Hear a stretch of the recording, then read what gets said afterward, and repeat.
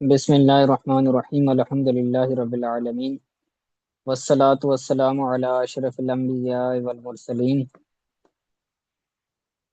اصول شاشی کے اسوا کا سلسلہ ہمارا جاری و ساری تھا، اور ہم نصوص کی معرفت کے حوالے سے پڑھ رہے تھے کہ جو نصوص ہیں قرآن و حدیث کے اندر جو نص وارد ہوئی ہیں تو اس کی مراد ہم کیسے سمجھیں، تو وہ مراد سمجھنے کے کچھ طریقے ہیں، تو وہ پڑھ رہے تھے۔ تو گزشتہ درس کے اندر کافی ہم نے پڑھے ہیں، تقریباً 4 غالباً پڑھے ہیں۔ آج کا جو ہمارا سبق ہے وہ ہے ضعیف تمسکات کے بارے میں، یعنی جو پہلے گزرے تو وہ قوی تمسکات تھے کہ جن کے ذریعے ہمیں نس کی مراد معلوم ہو رہی تھی۔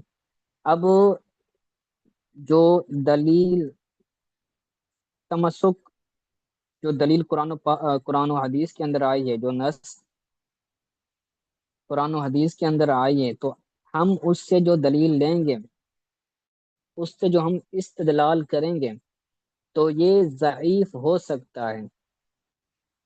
جس طرح کے شوافع نے کئی نصوص سے استدلالات کیے ہیں کہ غلط معنی مراد لی ہے انہوں نے، کس طرح مراد لی ہے وہ بھی بیان ہوگا اس درس کے اندر۔ تو آج کا جو ہمارا سبق ہے وہ اس بارے میں ہے کہ جو تمسکات ضعیفہ ہیں وہ بھی طرق ہوتے ہیں، تمسکات ضعیفہ میں سے جو طرق ہوتے ہیں ان کو بھی ذکر کرتے ہیں کہ جن کے ذریعے ہم نس کی مراد معلوم کریں تو وہ ضعیف ہیں، وہ طریقے ضعیف ہیں۔ تو کہتے ہیں ثم نذکر طرقا من تمسکات ضعیفۃ، پھر ہم ذکر کریں گے یا ہم ذکر کر رہے ہیں تمسکات ضعیفہ میں سے بعض طرق کو، پھر ہم ذکر کر رہے ہیں تمسکات ضعیفہ کے چند طرق کو ہم ذکر کر رہے ہیں۔ کیوں؟ لیکون ذالک تنبیہا علی موضع الخلل فی ھذا النوع، تاکہ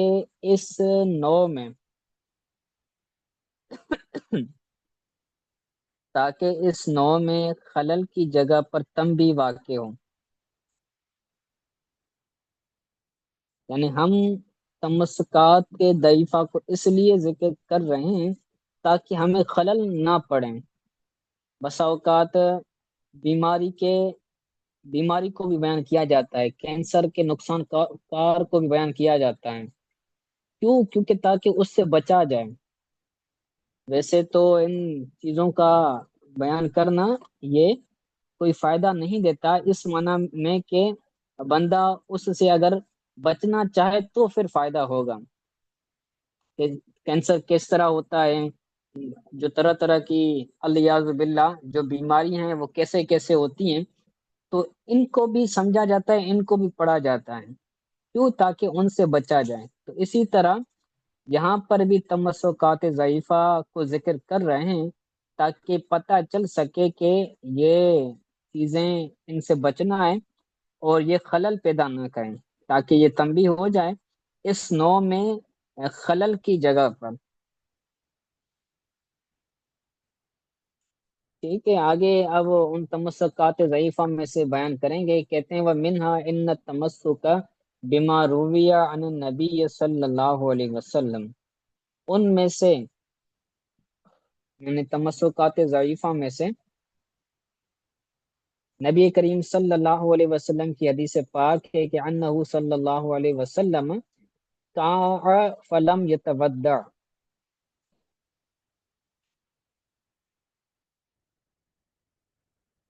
حضور صلی اللہ علیہ وسلم نے کئی فرمائی، الٹی فرمائی، پھر آپ نے وضو نہیں فرمایا۔ ان تمسک بما رویہ، اس سے دلیل لینا، یہ تمسک یہ اسم بنے گا ان کا، اس کی خبر آخر میں آ رہی ہے۔ کہتے ہیں اس روایت سے دلیل لینا جو روایت کی گئی ہے کہ نبی کریم صلی اللہ علیہ وسلم نے کہ فرمائی پھر آپ نے وضو نہیں فرمایا، لِإِثْبَاتِ أَنَّ الْقَيْءَ غَيْرُ نَاقِدٍ، اس بات کو ثابت کرنے کے لیے کہ قے ناقد نہیں ہے، لِإِثْبَاتِ أَنَّ الْقَيْءَ غَيْرُ نَاقِدٍ، اس بات کو ثابت کرنے کے لیے کہ قے الٹی جو ہے وہ ناقد نہیں ہے، ضعیف، یہ تمسک ضعیف ہے۔ مسئلہ کیا ہے؟ دراصل میں مسئلہ یہ ہے کہ اگر کوئی بندہ الٹی کرتا ہے، مطلقاً الٹی کرتا ہے، کم ہو یا زیادہ ہو، تو ہمارے نزدیک الٹی ناقد وضو تب ہوگی، یعنی ناقد وضو کرنے کا مطلب یہ ہے کہ جو قے ہے، جو الٹی ہے، وہ ناقد وضو ہے، لیکن اس کے بعد فی الفور وضو کرنا ہو یہ ضروری نہیں ہے۔ اگر کوئی بندہ کسی کو قے آ جاتی ہے، منہ بھر کے آ جاتی ہے، اس کے بعد اس کا وضو ٹوٹ جاتا ہے، تو اس کے فوراً بعد وضو کرنا یہ لازم نہیں ہوتا، اور مطلقاً قے جو ہوتی ہے وہ ناقد وضو نہیں ہوتی ہمارے نزدیک۔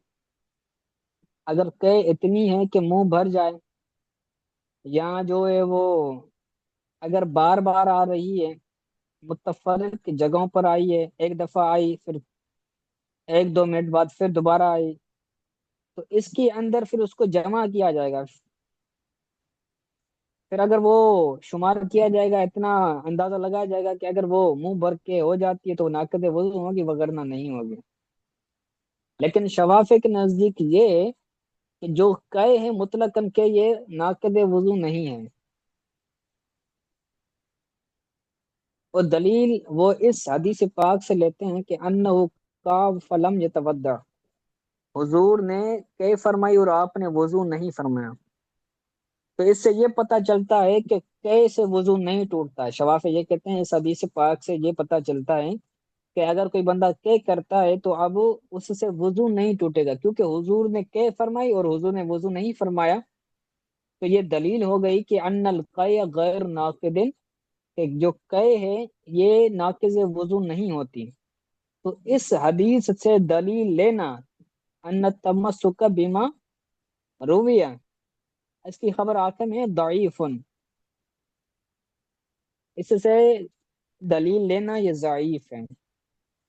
کیوں؟ اس کی وجہ بھی بیان کرتے ہیں کہ لِأَنَّ الْأَصْلَ يَدُلُّ عَلَىٰ أَنَّ الْقَيْءَ لَا يُوجِبُ الْوُضُوءَ فِي الْحَالِ، کیونکہ یہ جو حدیث ہے، یہ جو اثر ہے، یہ دلالت کرتا ہے اس بات پر کہ جو قے ہوتی ہے یہ فی الفور، فی الحال وضو کو واجب نہیں کرتی، کہ اگر کوئی بندہ الٹی کرے، الٹی کرنے کے بعد اس کو فی الفور وضو کرنا لازم نہیں ہوتا، بشرط یہ کہ کوئی حاجت نہ ہو، جیسے نماز پڑھنی ہے اس نے، یا قرآن پڑھنا ہے اس نے، یا کوئی اور طہارت کی نیت ہو، ثواب کی نیت ہو، تب وہ بندہ کر سکتا ہے، وہ لازم اور واجب نہیں ہے اس پر کہ جیسے ہی اس کا وضو ٹوٹے تو فی الفور اس کا وہ وضو کرے۔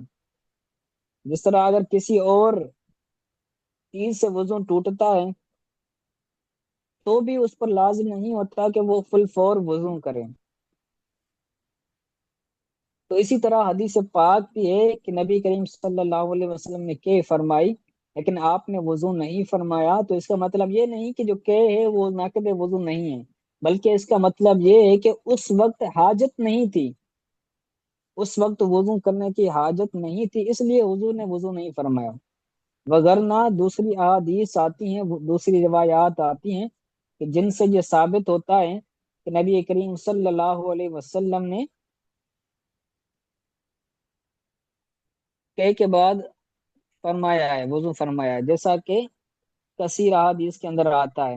آپ انشاءاللہ تعالی ہدایت کے اندر وہ احادیث پڑھیں گے، ٹھیک ہے؟ تو ولا خلاف فی، اس بات میں کوئی اختلاف نہیں کہ جب وضو ہوگا تو وضو کے فوراً جب وضو ٹوٹے گا تو وضو ٹوٹنے کے بعد فی الفور کہ جو ہے وہ وضو کو لازم کرے گی، تو یہ ایسی چیز ہے کہ جس کے اندر کوئی اختلاف نہیں ہے۔ ولا خلاف فی، اس بات میں کوئی خلاف نہیں کہ جو الٹی ہے، جو قے ہے، وہ فی الفور وضو کو واجب کرے، ایسا نہیں ہے، اس میں کوئی اختلاف نہیں ہے۔ وَإِنَّمَا الْخِلَافُ فِي كَوْنِهِ نَاقِدًا، اختلاف قے کے ناقد ہونے میں ہے، کہ قے ناقد الوضو ہے یا نہیں ہے؟ اور اس حدیث سے یہ پتہ نہیں چلتا کہ یہ جو کہ ہے وہ ناقض وضو نہیں ہے۔ ٹھیک ہے، یہ سمجھ آ گیا؟ جی الحمدللہ۔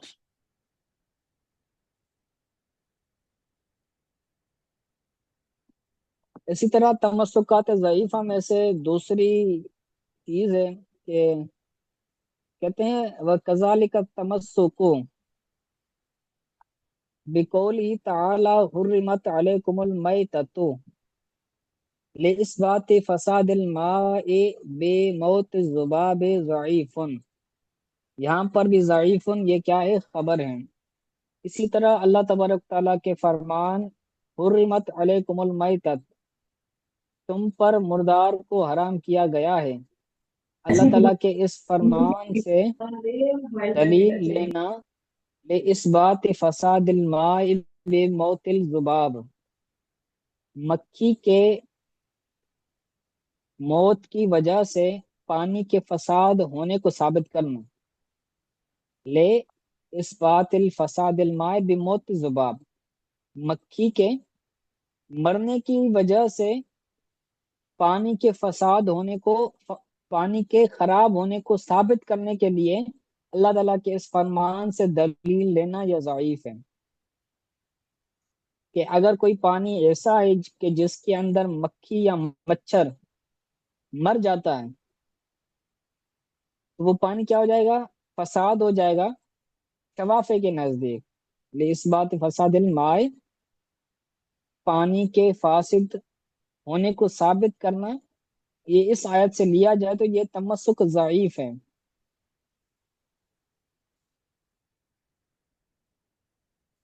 اگر پانی کے اندر مکھی مچھر مرتا ہے تو پانی فاسد نہیں ہوگا عند الاحناف، کیونکہ جو ذباب ہے یا مچھر ہے اس کے اندر خون نہیں ہوتا بہنے والا،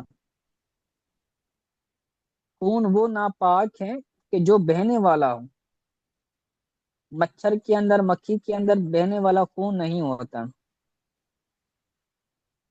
تو اگر کوئی بندہ اس آیت سے دلیل لے کر یہ کہے کہ اگر مکھی یا مچھر مر جاتا ہے پانی کے اندر تو پانی فاسد ہو جائے گا، ناپاک ہو جائے گا، تو یہ تمسک لینا، یہ دلیل لینا یہ ضعیف ہے۔ حرمت علیکم المیتۃ کا ترجمہ ہے کہ تم پر مردار کو حرام کیا گیا ہے۔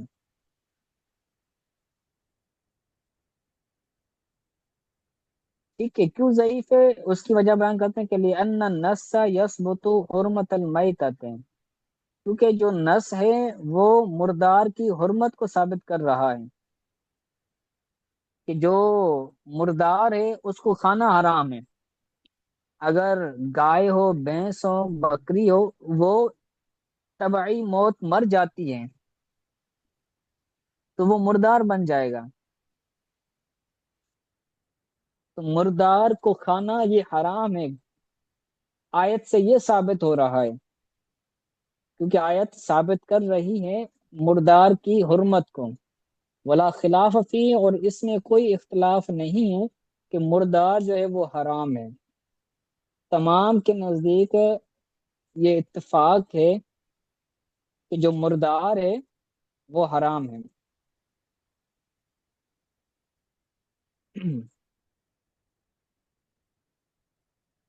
اختلاف کس میں ہے؟ انما الاختلاف فی حساب الماء، پانی کے فاسد ہونے میں اختلاف ہے، پانی فاسد ہوگا یا نہیں ہوگا۔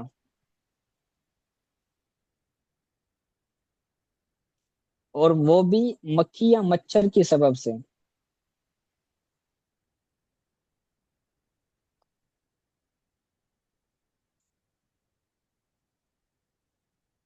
صحیح ہے، تو اگر مچھر یا مکھی مر جاتی ہے تو اس سے پانی فاسد نہیں ہوگا۔ وکذالک، یہ دوسرا تمسک تھا، یہ بھی ضعیف ہے۔ ٹھیک ہے، آگے کہتے ہیں وکذالک تمسک کو بقولہ تعالی حتیہ ثم مکرسی ثم مغسلی ثم مغسلی ہے۔ تم مغسلی ہے بالماء، یہ سارے کے سارے واحد مؤنث حاضر کے سیغے ہیں. حتی ہیں، تم مکروسی ہیں، تم مغسلی ہیں بالماء. اسی طرح حضور صلی اللہ علیہ وسلم کے اس فرمان سے دلیل لینا کہ سرکار نے فرمایا، حضرت سیدہ ام المومنین اسما بنت ابی بکر رضی اللہ تعالی عنہا وعنہ کو حضور نے فرمایا کہ تم اس کو رگڑو.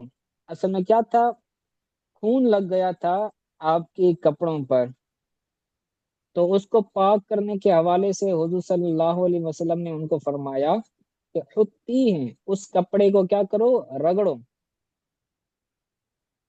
خطی کا مطلب ہے کہ خرچو، خرچنا ہوتا ہے نا، خرچنا.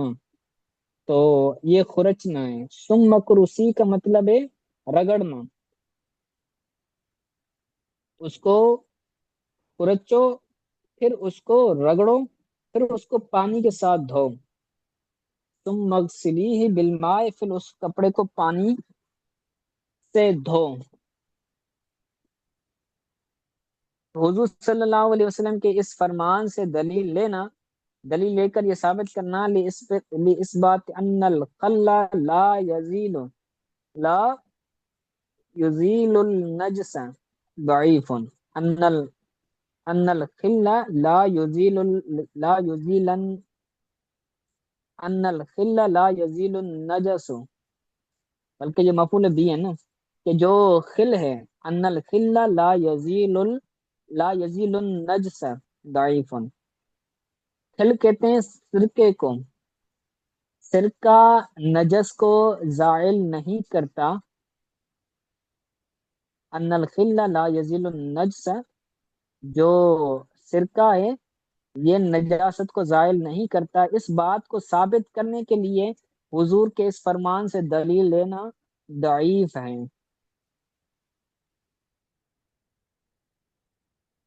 حضور صلی اللہ علیہ وسلم فرمانا کہ اس کو پانی سے دھو، تو حضور نے صراحت فرمائی یہ پانی کی. تو امام شافعی علیہ رحمہ یہ فرماتے ہیں کہ پانی سے دھویا تو پاک ہے، پانی سے نہیں دھویا تو ناپاک ہے.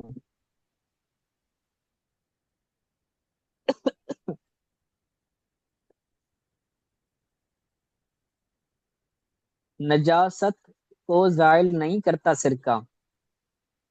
اس بات کو ثابت کرنے کے لیے کہ جو سرکہ ہے وہ نجاست کو زائل نہیں کرتا، اس بات کو ثابت کرنے کے لیے حضور صلی اللہ علیہ وسلم کے فرمان سے دلیل لینا ضعیف، یہ ضعیف ہے. تو حضور نے فرمایا اس کو رگڑو، اس کو خرچو، پھر اس کو پانی سے دھو. تو پانی سے دھونا حضور نے یہ صراحت فرمائی.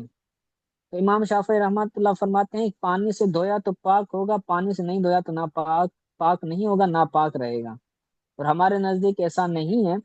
دوسرے مائعات میں سے بھی اگر اس کو دھویا جائے تو وہ بھی پاک ہو جائے گا. یہ ہمارے نزدیک ہے.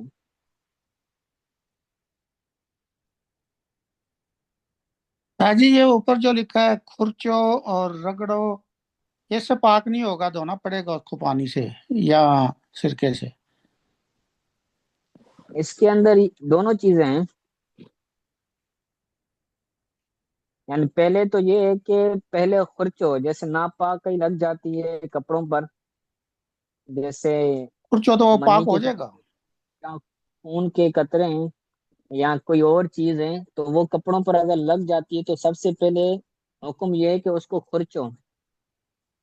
خرچنے کے بعد، رگڑنے کے بعد پھر اس کو پانی سے دھویا جائے. ہاں اگر ایسی چیز ہے کہ پانی نہیں ہے اور اس کے اندر، طہارت کے اندر جو ہو جاتی ہے نا، وہ تین چیزیں غالباً ہوتی ہیں کہ اثر کے اندر، کہ اس کا اثر زائل ہو جائے. کہ خرچیں گے تو خرچنے سے وہ جو ہوگا وہ نکل جائے گا، وہ جو نجاست لگی ہوگی تو وہ نکل جائے گی، جیسے اثر اس کا ختم ہو جائے، یا اس جی کا جی. رنگ ختم ہو جائے، یا بو با- ختم ہو جائے. تو ان تمام چیزوں کے زائل ہونے سے، اگر کھرچنے سے یہ تمام چیزیں زائل ہو جاتی ہیں تو وہ کپڑا پاک ہو جائے گا. جی ٹھیک صحیح. ہے، اس کے اندر نشان کا اعتبار نہیں ہے، بسا اوقات نجاست کپڑوں پر لگی ہوتی ہے، صاف کیا جاتا ہے، رگڑا جاتا ہے، صرف لگایا جاتا ہے، اس کے باوجود بھی وہ داغ نہیں جا رہا ہوتا کپڑوں سے، تو داغ کا کوئی اعتبار نہیں ہے۔ جو تین چیزیں میں نے آپ کو عرض کی کہ بو ہو، یا پھر اس کا رنگ ہو، یا اس کا جو کلر ہے وہ ہو، ان تینوں چیزوں کے ہوتے ہوئے وہ ناپاک ہوگی، یہ تینوں چیزیں زائل ہو جائیں گی تو وہ کپڑا پاک ہو جائے گا، اگرچہ نشان بنے ہوئے ہوں کپڑوں پر۔ امام شافعی فرماتے ہیں کہ صرف پانی سے ہی کیا جائے گا، خرچنا یہ لازمی نہیں ہے، یعنی پانی سے ہی دھونا یہ لازمی ہے، پانی کے علاوہ سے اگر پاک کیا، صاف کیا تو وہ پاک نہیں ہوگا، وہ نجاست ہی رہے گا۔ ٹھیک ہے، جی صحیح. اب یہ دلیل لینا یہ ضعیف کیوں ہے، اس کی وجہ بیان کر رہے ہیں کہ اگر کوئی بندہ اس سے یہ دلیل لے کہ جو سرکہ ہے اس سے اگر کسی نے زائل کی، نجاست کو زائل نہیں ہوگا، تو یہ ثابت کرنا یہ ضعیف ہے۔ کیوں ضعیف ہے؟ لأن الخبر یقتضی وجوب غسل الدم بالماء، ضعیف اس لیے ہے کیونکہ یہ جو خبر ہے، یہ جو حدیث ہے حضور کی، یہ اس بات کا تقاضا کرتی ہے کہ جو خون ہے اس کو پانی کے ساتھ دھویا جائے۔ لأن ال لأن الخبر یقتضی وجوب یہ غسل نہیں بلکہ غسل ہے، غسل الدم بالماء، پانی کو پانی کے ذریعے خون کو دھونا اس کے واجب ہونے کا تقاضا کرتی ہے کہ اگر خون لگا ہوا ہے تو خون کے اندر کیا ہوگا، بندہ پانی سے ہی دھوئے گا تو پاک ہوگا۔ وَيَتَقَيَّدُ بِحَالٍ وُجُودِ الدَّمِّ عَلَى الْمَحَلِّ، اور مقید کیا جائے گا، اس کو مجہول پڑھا جائے گا، وَيَتَقَيَّدُ بِحَالِ وُجُودِ الدَّمِّ عَلَى الْمَحَلِّ، محل پر خون کے پائے جانے کے وقت یا خون کے پائے جانے کی حالت پر اس کو مقید کیا جائے گا، یعنی کوئی محل ہو، چاہے جسم ہو چاہے کپڑا ہو، اس پر اگر خون لگتا ہے تو خون وہ پانی سے ہی صاف ہوگا، تو اس حکم کو مقید کیا جائے گا اس حال پر کہ جس حال میں محل پر خون موجود ہو۔ محل دونوں چیزیں ہو سکتی ہے، جسم پر بھی خون لگ سکتا ہے اور کپڑوں پر بھی لگ سکتا ہے، یا کوئی کسی اور چیز پر بھی لگ سکتا ہے، تو اس کے پاک کرنے کے لیے یہی ہوگا کہ اس کو پانی سے دھویا جائے۔ تو یہ نص تقاضا کرتی ہے کہ اگر خون لگا ہوا ہے تو خون کے اندر ضروری ہے کہ وہ پانی سے دھویا جائے، ولا خلاف فیہ، اور اس میں کوئی اختلاف نہیں ہے کہ اگر خون لگ جائے تو خون کو پانی سے دھونا ہے، بلکہ اختلاف اس بات میں ہے کہ وَإِنَّمَا الْخِلَافُ فِي طَهَارَةِ الْمَحَلِّ بَعْدَ زَوَالِ الدَّمِّ بالخل، اختلاف اس بات میں ہے، اختلاف محل کے پاک ہونے کے بارے میں ہے،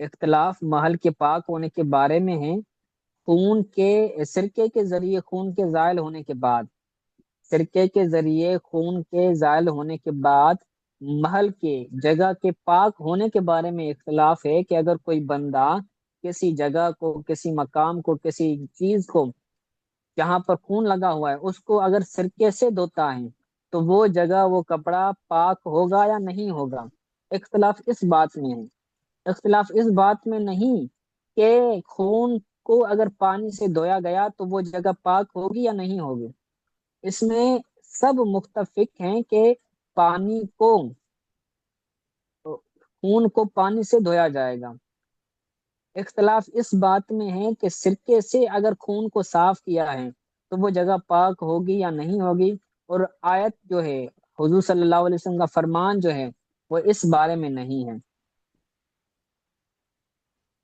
ٹھیک ہے، یہ بھی سمجھ آ گیا؟ جی سر. باقی آباب لب کشائی فرما دیں۔ آج ماشاءاللہ تعداد اچھی خاصی ہے۔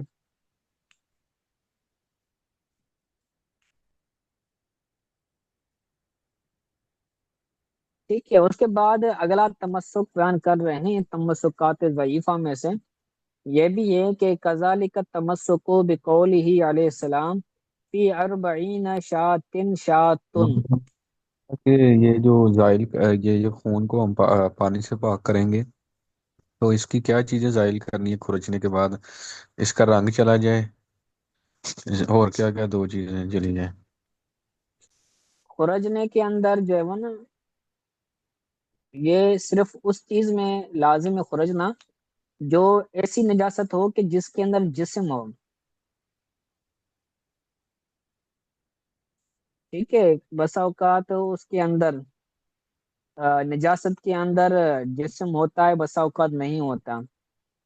نجاست مختلف طرح کی ہوتی ہے نا، نجاست غلیظہ بھی ہوتی ہے، خفیفہ بھی ہوتی ہے، آپ نے نور الزا کے اندر پڑھا ہوگا۔ تو خون ایسی نجاست نہیں ہے کہ جس کا جسم ہو، جیسے منی ہوتی ہے تو منی بسا اوقات جو ہے وہ اس کا ایک جسم بن جاتا ہے، اس کے باقاعدہ چیز بن جاتی ہے جب کپڑوں وغیرہ پر لگتی ہے یا جسم پر لگتی ہے، تو اس کو اگر کھرچیں گے تو وہ جب سوکھ جاتی ہے، تو سوکھنے کی وجہ سے کیا ہوتا ہے، اس کو اگر ہم کپڑے کو تھوڑا سا زور سے کھرچیں گے تو وہ اتر جاتی ہے۔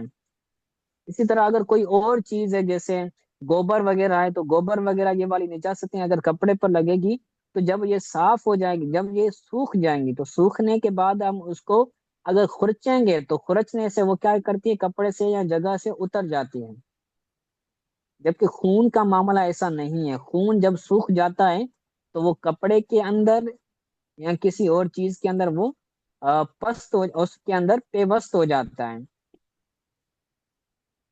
جیسے کپڑے پر اگر لگا خون لگا تو اس کے اندر نشانات بن جاتے ہیں، تو وہ پاک تب ہوگا جب اس کو پانی سے صاف کیا جائے، جب اس کا اثر، اس کا رنگ، خون کا رنگ ہوتا ہے نا، تو رنگ خون کا پانی سے زائل کیا جائے تب وہ پاک ہوگا۔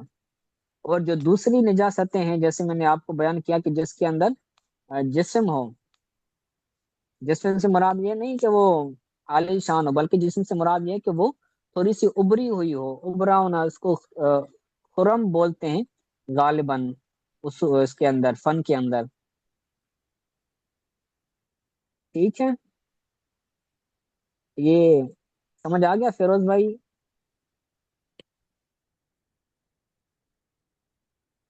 کس نے کیا؟ حسنین بھائی نے کیا یا جی جی، فیروز بھائی یہ نے؟ جو مچھر والا تھا کہ مچھر مر جائے تو